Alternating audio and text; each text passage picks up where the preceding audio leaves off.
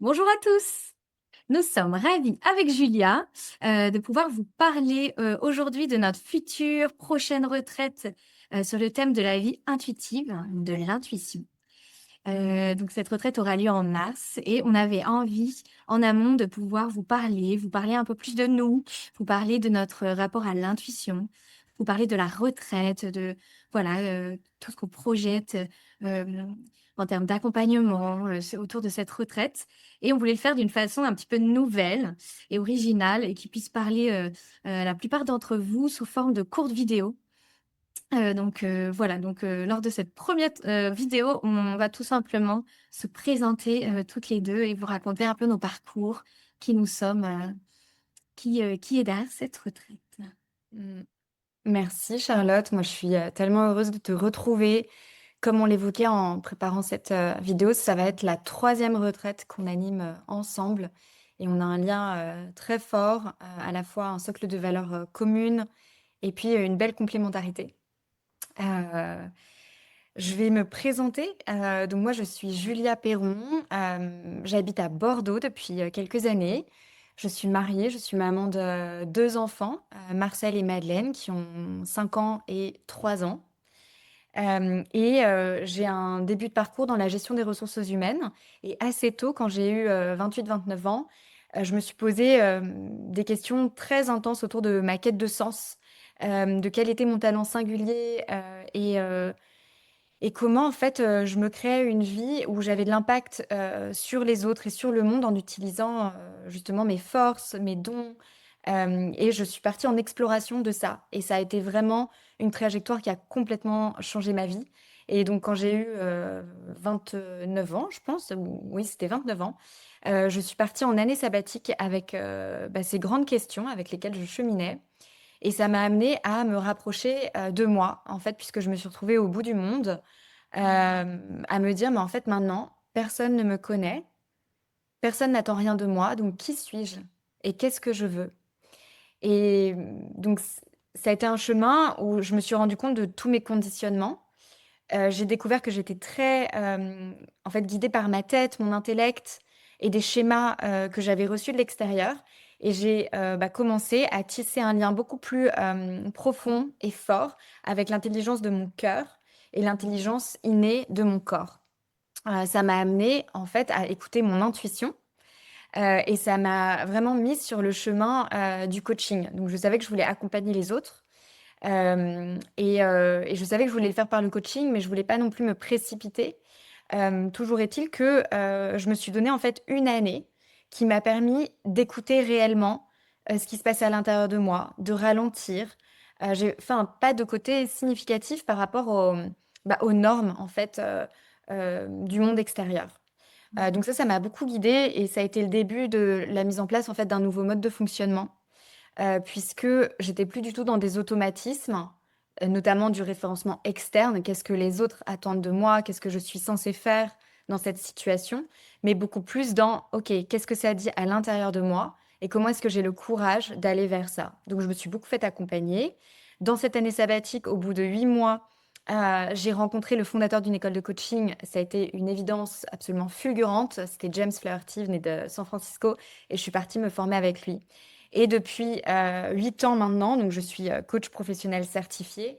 J'ai accompagné des centaines de personnes en collectif et en individuel autour des enjeux d'alignement, de reconnexion à soi, de prise de conscience de tous les schémas qui nous restreignent pour être réellement plus libre, authentique et notamment offrir aux autres et au monde ce qu'on a de plus précieux, c'est-à-dire juste nos talents innés, et puis travailler tout ce qui nous empêche de faire ça. Voilà, et j'ai continué à me former énormément, je me suis énormément fait accompagner parce que j'ai rencontré plein de défis dans mon existence, et du coup, voilà, il y a un socle intérieur en moi qui fait que je suis très au clair avec qui je suis, ce que j'ai apporté dans cette vie sur Terre. Je me sens vraiment comme dans une mission, en fait, de contribuer aux autres à ma mesure, en faisant ma part de colibri. Et donc, j'ai une approche de coaching assez particulière. J'ai développé ma méthode à moi, en fait, qui est comment dire? Une alchimie, on va dire, de beaucoup d'outils auxquels je me suis formée et je pense que ce que je peux dire qu'elle a de très singulier, c'est qu'elle mixe en fait, enfin non, pas le mix, c'est pas le bon mot. Elle intègre, toutes les dimensions de la vie et de l'humain. Donc elle va intégrer l'intellect, et l'esprit, elle va intégrer les dimensions émotionnelles, la dimension somatique, le subconscient.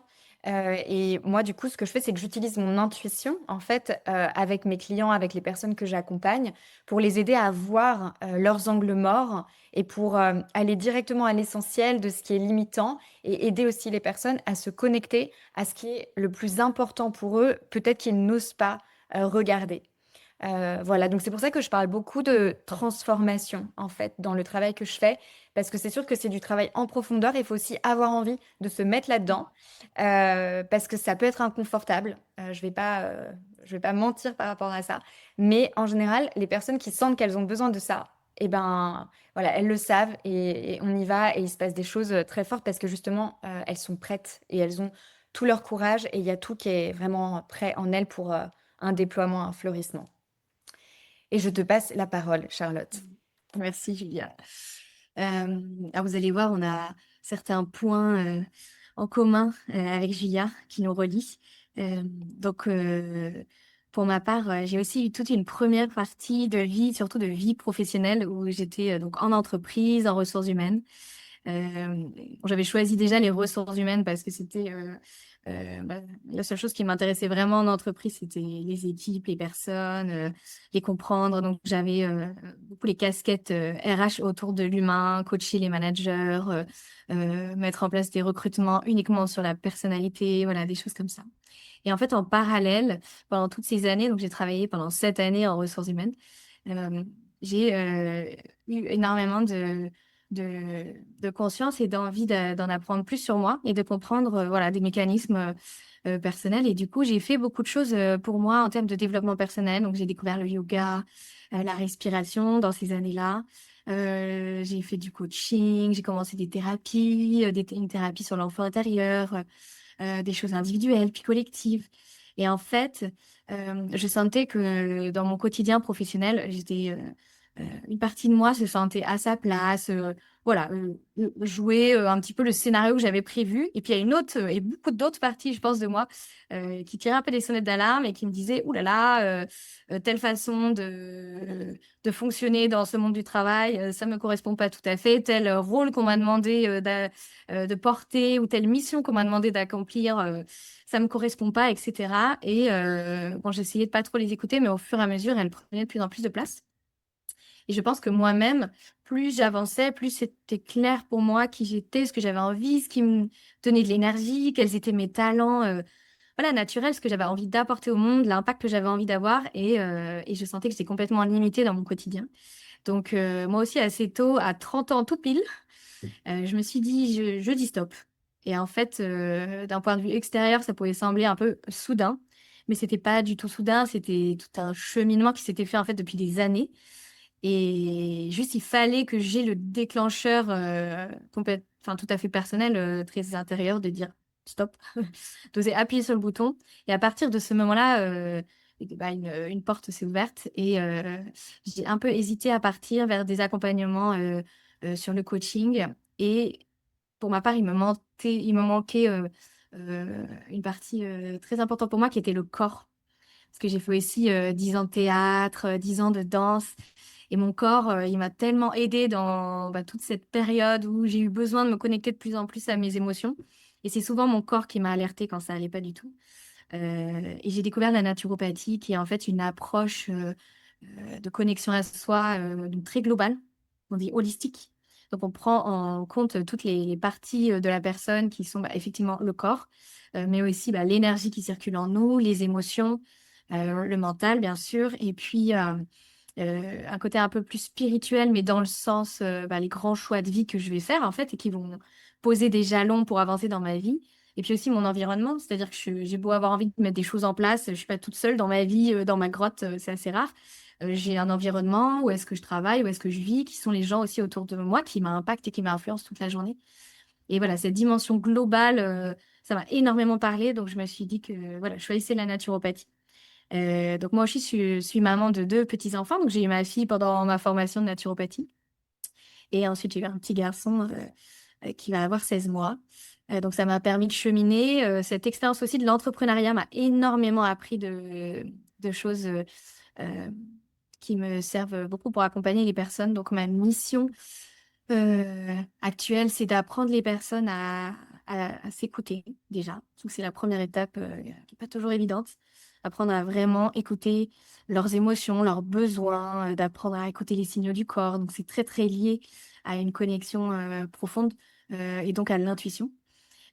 Ensuite, une autre étape, c'est bon, une fois que j'ai appris à m'écouter et ben, c'est prendre soin de moi. Donc ça, c'est vraiment un gros sujet qui me voilà, qui me taraude, énormément et qui est au cœur de mon accompagnement et c'est comment je prends soin de moi, mais d'une façon qui me correspond. Parce qu'on est toutes tous et toutes uniques. On a tous des besoins différents et on a tous une façon de prendre soin de nous qui est, unique. Et donc, je trouve que c'est vraiment clé aujourd'hui dans notre vie d'apprendre à se connaître et à savoir comment est-ce que j'ai besoin de prendre soin de moi, heu, quels outils vont être, essentiels pour moi, quelles pratiques, quels rituels. Est-ce qu'au contraire, c'est très peu ritualisé, c'est beaucoup plus spontané? Voilà, c'est d'aller, bah, créer en fait, son quotidien, sa vie, rêvée, grâce à toutes ces étapes. Et puis après de pouvoir, utiliser tout ça, pour, être le plus possible, en plein potentiel, en énergie et pouvoir après rayonner auprès des autres. Voilà, donc j'utilise, bah, effectivement, toutes mes connaissances, toutes mes expériences en développement personnel, les outils de la naturopathie qui sont principalement sur les grands piliers, de l'alimentation, le sommeil, la connexion. Donc moi, j'appelle ça souvent reconnexion, parce qu'on est parfois coupé de ses ressentis, donc connexion et reconnexion au corps et puis tout ce qui est autour de la gestion du stress, des émotions et donc moi, j'utilise, principalement des techniques, naturelles, beaucoup les plantes, beaucoup d'exercices d'ancrage, de respiration, de relaxation, voilà, des choses comme ça. Et ça permet en fait toutes ces pratiques et c'est là où c'est vraiment très, très riche, dans nos retraites avec Julia depuis le début, c'est de voir la puissance en fait d'intégrer, dans un processus comme ça de coaching, de travail sur soi, heu, d'intégrer des pratiques tout au long de la retraite, de connexion à soi. Ça permet en fait derrière d'être dans des prises de conscience, beaucoup plus importantes, d'être dans des réflexions, qui sont vraiment alignées. Voilà. Merci beaucoup Charlotte. Donc vous avez rencontré les 2 guides, avec qui, vous allez cheminer dans cette retraite, si ça vous appelle. On est, au tout début puisqu'on va vous donner rendez-vous pour une, 2e vidéo où avec Charlotte, on échangera autour de l'intuition puisque ce sera le cœur de notre, sujet pour cette retraite vie intuitive, mettre davantage l'intuition au cœur, comme socle de notre vie et on échangera autour de comment nous, on a été, en contact avec l'intuition, comment on l'a développée, comment on l'utilise et pourquoi selon nous c'est vraiment clé, aujourd'hui de se relier davantage à notre intuition.